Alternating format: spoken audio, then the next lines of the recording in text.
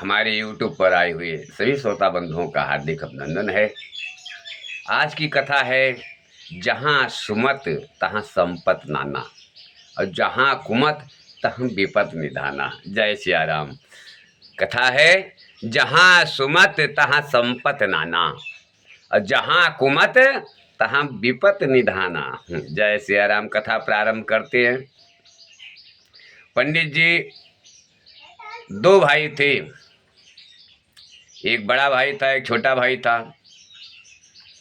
बाप खत्म हो गया था तो बाप की सारी अमानत बड़े वाले ने दबा रखी थी।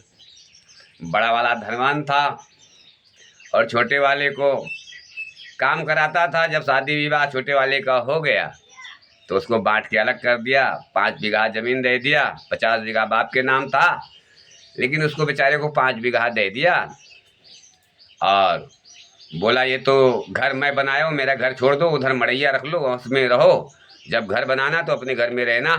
बांट दिया भाई। बोले, हमारा बनाया हुआ घर है, इसमें तुम लोग को रहने का कोई हक नहीं है। आप वहाँ सामने मड़ैया रख लो, उस साइड में, दूसरी साइड में, वहीं पर रहो। अब छोटा वाला बेचारा पंडित था, भजन करे। धीरे धीरे उसके भी 4 औलाद पैदा हो गए। काफ़ी दिन तक चलता रहा। पंडित जी कथा बाचे, सत्संग करे और कथा भागवत में मन लगा रहता था उनका। और घर पे जो कमा के लाते थे घर पे देते थे, उनका खर्चा बर्चा चलता था। खेती में भी हो जाता था, खाने भर का छोटा परिवार था। लेकिन परिवार धीरे धीरे जब 4 बेटे बड़े हो गए तो उनका भी खर्चा बढ़ने लगा। बड़ा वाला जो है रोज ताना मारता, उसको भी 4 ही बालक हैं, रोज ताना मारता छोटे वाले को। अब छोटा वाला बेचारा क्या करे, सुन लेता। बड़ा भाई बोल के छोड़ देता था, हटाओ, बड़े भाई के मुंह क्या लगना। जय सिया राम।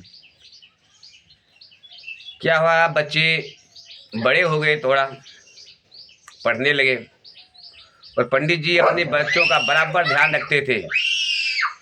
अपने बच्चों का बराबर ध्यान रखते थे और पढ़ने जाते हैं, पीछे पीछे जाते थे। कहते हैं, कवि कालिदास जी ने लिखा है, अभुतागत स्वागतम सारम, अभुतागत स्वागतम सारम। आपके घर पर अगर कोई अतिथि मेहमान आ जाता है तो आपका दायित्व बनता है, कर्तव्य बनता है, उसकी सेवा करो, उसका सम्मान करो। जय सिया राम। और दूसरा, रात्रि जागरण सारम, रात को जागरण करना चाहिए। सोइए, लेकिन ऐसा मत सोइए कि चोर आवे चोरी करके चला जाए, तुमको पता ही न चले। जय सिया राम। और तीसरा है कुटुंब ताड़नम सारम। ताड़न करना मतलब कहा गया है उन पे नजर रखो, उन पर नजर रखो। अब बच्चा तो घर से निकल गया पढ़ने के लिए, आप बोल दिए हाँ चला गया पढ़ने। अब स्कूल गया है कि बाग में गुल्ली डंडा खेल रहा है, कि बाजार में कहीं टिकिया समोसा खा रहा है। ये आपका दायित्व तो बनता है, उसके पीछे जाओ, उसका पीछा करो और देखो मेरा बेटा कहाँ जा रहा है। हमारा बीवी बच्चा, अब पत्नी बोल दिया मैं मार्केट जा रही हूँ, आप बोल दिए हाँ गई, मार्केट गई। अब मार्केट में है कि कहाँ गई, लेकिन आप ताड़ना करोगे तो आपका परिवार बिगड़ेगा नहीं, बराबर नजर रखोगे। तो छोटे पंडित जी जो है हमेशा ध्यान रखते थे। और हाँ, चौथी बात कवि कालिदास जी ने लिखा, भोजनम घृतम सारम। भोजन दाल चावल रोटी सब्जी तैयार है, उसमें अगर आप घी दोनों टाइम खाते हैं तो आपको बुढ़ापा नहीं आएगा। जय सिया राम। बुढ़ापे में भी आप 4 जवान के बराबर रहेंगे अगर नित्य प्रत दोनों टाइम आप घी खाते हैं तो। जय सिया राम। तो पंडित जी अपने परिवार का ताड़न करते थे, देखते थे हमारा परिवार कैसे हमारी इच्छा अनुसार चल रहा है, नहीं चल रहा है। स्कूल गया बच्चा तो जाके पीछा करते थे। बीवी को अकेले कहीं भेजते नहीं थे, पत्नी पड़ताइन को साथ में जाते थे। और उतना ही बड़ा वाला लापरवाह था। बच्चे मांगे मुझे 10,000 चाहिए, ले 20,000 ले जा, 20,000 दे दिया। अब बच्चे गए, खा पी रहे हैं, उड़ा रहे हैं, कहाँ जा रहे हैं कुछ पता नहीं। अब जब उड़ा रहे हैं तो अब आपकी बात कहाँ सुनेंगे, उनको तो उड़ाने की आदत हो गई है, कमाएंगे कहाँ से। जय सिया राम, जय सिया राम। तो बड़ा वाला लापरवाह था, अहंकारी था, महा अहंकारी, घमंडी। अपने घमंड में हमेशा वो चूर रहता था। अगर कहते हैं ना किसी मूर्ख की बड़ाई करो तो वो बहुत प्रसन्न होता है, आपको परम मित्र मानने लगता है। लेकिन कहीं वहीं पर आप किसी विद्वान की बड़ाई करोगे तो विद्वान प्रसन्न नहीं होगा, वो आपकी प्रशंसा को मंथन करेगा कि आज तक कितने प्रशंसा नहीं की, क्यों किया प्रशंसा, कुछ तो राज है। जय सिया राम। विद्वान लोग मुंह पे प्रशंसा नहीं सुनते, अगर कोई प्रशंसा करने लगता है उठ के वहां से चल देते हैं। मुख पर प्रशंसा मूर्खों को अच्छा लगता है। जय सिया राम। तो जहाँ कहीं जावे उनकी कोई प्रशंसा कर दे वहीं पर बैठ जावे, पूरा दिन वहीं बिता रहे बड़े पंडित जी। अब छोटे पंडित जी भाई कुछ दिन बीता, बच्चे बड़े हो गए। एक दिन अचानक पंडित जी की पत्नी का तबीयत खराब हो गया, पड़ताइन का। वैद्य बुलाया गया, वैद्य आया, काफ़ी दिन तक औषधियाँ दी, दवाइयाँ दी, इलाज चलता रहा। एक दिन पड़ताइन चल बसी, और पड़ताइन क्या चल बसी, उसी साल में बाढ़ आ गया। जो खेत में फसल लगा हुआ था सब बाढ़ में बह गया। घर एकदम खाली, घर में ना कोई बनाने वाला, ना खेत से कुछ गल्ला आने वाला, सब एकदम खत्म हो गया। अब बड़ा भाई ने फिर ताना मारना शुरू किया। छोटे वाले ने कहा, हे भैया हमें मारो न ताना, जाबो बिलाए हमें मारो न ताना, जाबो बिलाए हमें मारो न ताना। तोहरे बाबू महला दो महला, तोहरे बाबू महला दो महला, टूटी झोपड़िया हमका सुहाए, हम मारो न ताना, जाबो बिलाए हम मारो न ताना। जाबो बिलाए हम मारो न ताना, जाबो बिलाए हम मारो न ताना। तुहरे बाबू व्यंजन छपन, तुहरे बाबू व्यंजन छपन, सूखी रोटी हम लेत है खाए, हम मारो न ताना। जाबो बिलाए हम मारो न ताना, जाबो बिलाए हम मारो न ताना। तुहरे बाबू घोड़ा गाड़ी, तुहरे बाबू घोड़ा गाड़ी, पैदल चली मोरा गोड़वा पिराए, हम मारो न ताना, जाबो बिलाए हम मारो न ताना। हमें मारो न ताना, जाबो बिलाए। छोटे भाई बहुत दुखी बैठा हुआ था। चारों बेटे आए, बोले पिताजी आज मायूस क्यों बैठे हैं। छोटे भाई ने कहा, आज बड़े भाई को मैंने 2 शब्द बोल दिया हूँ, मुझे अफसोस हो रहा है, बड़के भैया को ऐसा मुझे नहीं बोलना था। चारों बेटों ने कहा, पिताजी तो आगे का कुछ सोचना चाहिए। बोले हाँ। पिताजी ने कहा, हाँ बेटा, खेती पाती तो बाढ़ आया बह गया, तुम्हारी माँ भी चल बसी, जब हम ही लोग को बनाना खाना है तो क्यों ना हम चले परदेश और 5 परदेश में कमा ले। यहाँ तो कुछ है नहीं बेटा, हम लोग भूखे में मर जाएंगे।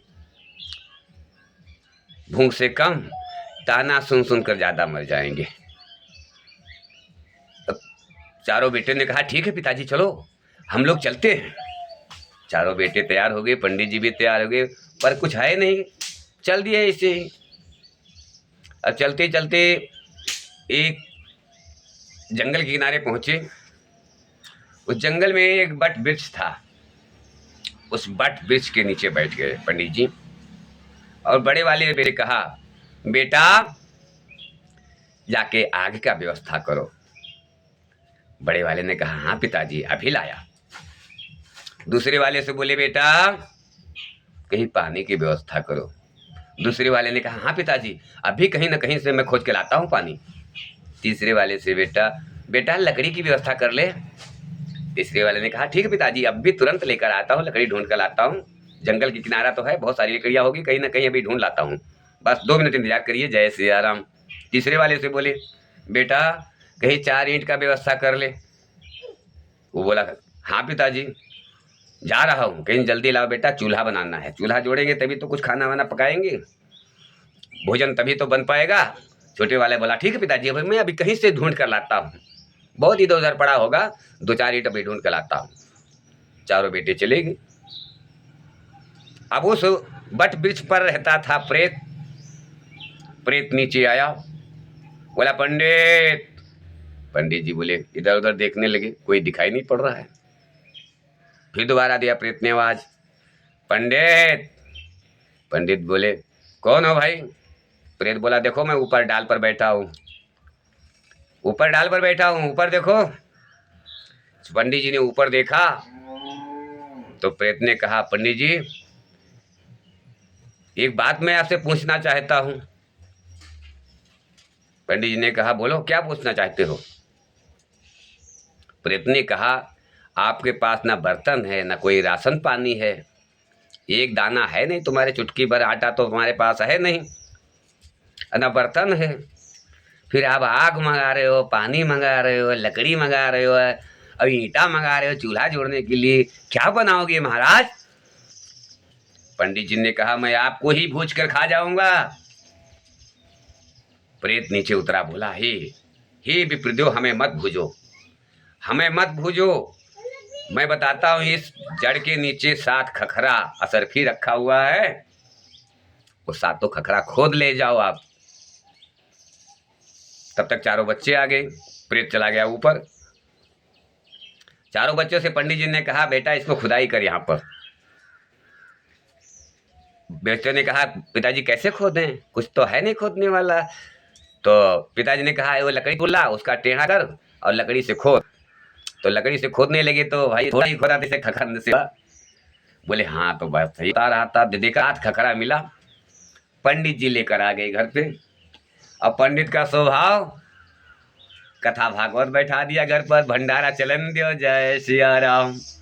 लोग हजारों आदमी का भंडारा चलने लगा। बड़ा भाई देखकर बड़ा आश्चर्यचकित हुआ। वो बोला ये रातों रात अरबों खरबों पति कैसे हो गया, मेरी समझ में नहीं आ रहा है, पता लगाना पड़ेगा, पता लगाना पड़ेगा। अब पंडित जी भागवत बैठे सुन रहे थे, वहीं पर पहुंचा, बड़ा भाई पहुंचा, बोला भैया। बोले हाँ भाई आओ बैठो। छोटे वाले ने कहा आओ भाई बैठो कथा सुनो। बोले पर बड़े वाले ने कहा कथा तो सुनूंगा पर इधर मेरे पास और 2 बात आपसे एकांत में करना है। छोटे वाले ने उठकर गया, बोला हाँ भाई बताओ क्या बात पूछना है आपको। लेकिन बड़े वाले ने कहा बैठो, ये बात हमें समझ में नहीं आई, कहीं चोरी डाका तो नहीं किए हो, कल को पुलिस आ जावे। छोटे वाले ने कहा नहीं भैया मैं कहाँ पंडित चोरी करूंगा, क्यों करूंगा चोरी, मुझे प्रेत ने दान दिया है 7 खखरा सरफी। बड़े वाले ने कहा प्रेत ने दान दिया है? छोटे वाले ने कहा हाँ। सारा वृत्तांत छोटे वाले ने सुना दिया कि मैं वो जंगल में पहुंचा था, बड़े वाले को लकड़ी लाने, वो आग लाने के लिए भेजा, दूसरे वाले को पानी, तीसरे वाले को लकड़ी, चौथे वाले को ईंट। चारों बेटे चले गए तो प्रेत उतरा, वो बोला क्या बनाओगे? मैं बोला तुमको भूज के खा जाऊंगा। तो वो बोला मुझे मत भूजो, ये 2 7 खखरा सरफी से उठा ले जाओ महाराज, जय सिया राम। बड़ा वाला वो तुरंत उठा, बोला ठीक है बस ठीक है, कथा सुनो अपन तू। बड़ा वाला निकला, अपने चारों बेटों को लिया और दूसरे दिन प्रस्थान किया। बोला अब हम भी जाएंगे। अरे बाप रे बाप, मैं तो छोटा, इतना बड़ा था, कितना छोटा लगने लगा हूँ इसके आगे। जय सिया राम। उसका अहंकार बोल रहा था। कहते हैं स्वभाव दरिद्र दो प्रकार के होते हैं, एक होता है समय का दरिद्र और एक होता है स्वभाव का दरिद्र। जो समय का दरिद्र है, अगर सही समय आ गया तो उसकी दरिद्रता खत्म हो जाती है। पर जो स्वभाव का दरिद्र है, वो कितना भी बड़ा इंसान हो जाने दो, दलित का दलिद्र रहता है। जय सिया राम, जय सिया राम। तो बड़ा वाला बोला क्यों ना हम भी जाएं, साथ खखरा ले आवे। चारों बेटों को लिया और निकल पड़े। अभी उसी टाइम बड़े वाले भी पहुंच गए उसी पेड़ के नीचे। देखा तो वाकई में गड्ढा खोदा हुआ था। इनको पूर्ण रूप से विश्वास हुआ। बड़े वाले से बोले बेटा जा आग लेके आ जा। बड़े वाले ने कहा अरे तुम बैठे बैठा यहाँ बाढ़ रहे हो, तू भी जाओ ले आओ जाके, तुहार नौकर लागन यहाँ साथे चलाए तो तू दौड़े करबो। पता नहीं कहाँ कहाँ आग मिलत हुए, कहूँ गाँव को गिराव को दिखाते नहीं, कहाँ ले आग। बड़े वाले बाप ने कहा बेटा चले जा ले आ। बड़े वाले ने कहा बेटा बेटा करते हो, जा रहा हूँ, कहीं मिलेगा तो लाऊंगा, नहीं तो कोई बात नहीं। वो चला गया। फिर बड़े वाले पंडित जी ने दूसरे वाले से कहा बेटा जाके कहीं पानी की व्यवस्था कर ले। छोटे तो तीसरे वाले ने कहा यहाँ जंगल में कहाँ पानी तुमको मिलेगा, चौड़ा खोद लो, तुम बैठा हो कहीं यहाँ खोद लो, वहां पर खोदो पानी निकाल लो पानी, मैं पानी कहाँ ढूंढे जाइए। बड़े पानी वाला बना है, पानी यहाँ का करो, पानी कुछ लाएगा खाए पिए खाए कुछ कि पनिए पीबो। ये नाला और ये पोखरा का हम पानी पीबे, हम बिस्लरी पानी पिए वाले। बाप ने कहा बेटा चले जा। तो 3 नंबर वाले ने कहा हाँ ठीक जा रहा हूँ, कहीं बाजार दिखाई पड़ेगा तो बिस्लरी ले आऊंगा। बोले ने बाप ने कहा अच्छा जा, कैसा भी जा तू पानी ले आ बस। वो गया। तीसरे वाले से बोले बेटा लकड़ी ले आ। वो बोला लकड़ी कहाँ लाऊं, जंगल, हम जंगल लकड़ी गड़ी नहीं जानते हैं, लकड़ी जो तुम तोड़ लो, कहीं गिर पड़ेंगे तो हमारा हाथ पैर टूट जाएगा, तुम्हारी जिंदगी का साथी होगा। एक बार इसीलिए तुम्हारे साथ में कहीं जाता नहीं हूँ, जब वो देखो तब ये ले आ वो ले आ, इधर चले जा उधर चले जा, इधर कर उधर कर, यही लगाते रहते हो, कुछ काम नहीं, काम के न काज के, बस टन टन टन टन कन कन कन कन करते रहते हैं।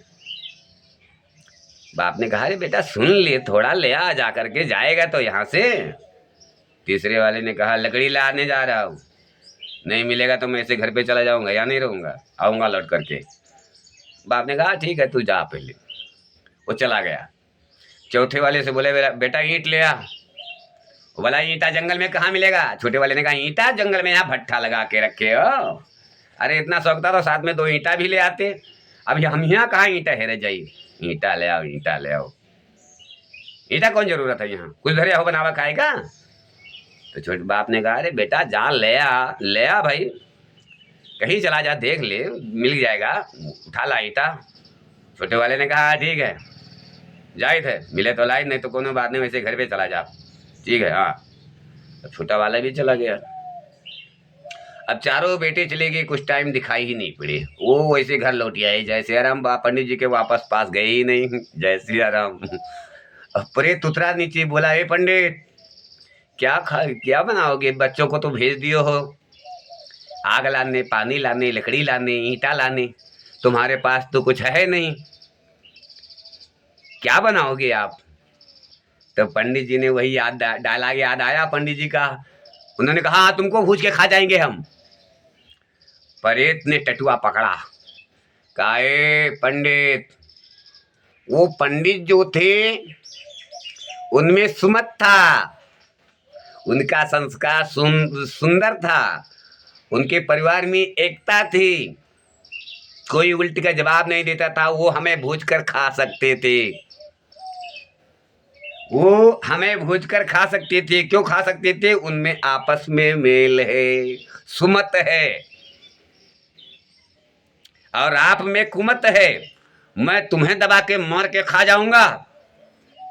पंडित जी का टटुआ दबा दिया। पंडित जी वहीं पर ख़त्म हो गए और चारों बेटे लौट कर आए नहीं। पंडित जी को वहाँ पर जो है बड़े वाले भाई को वहाँ चील कौआ नोच नोच के खा गए।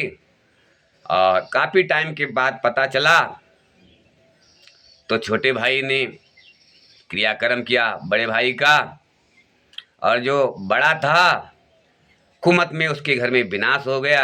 बच्चे इधर मदिरा पिएं, उधर कोई वेश्यालय जाए, कोई कहे उल्टा सीधा चोरी डाका करें, ये सब मारे जाए, पुलिस ले जाए।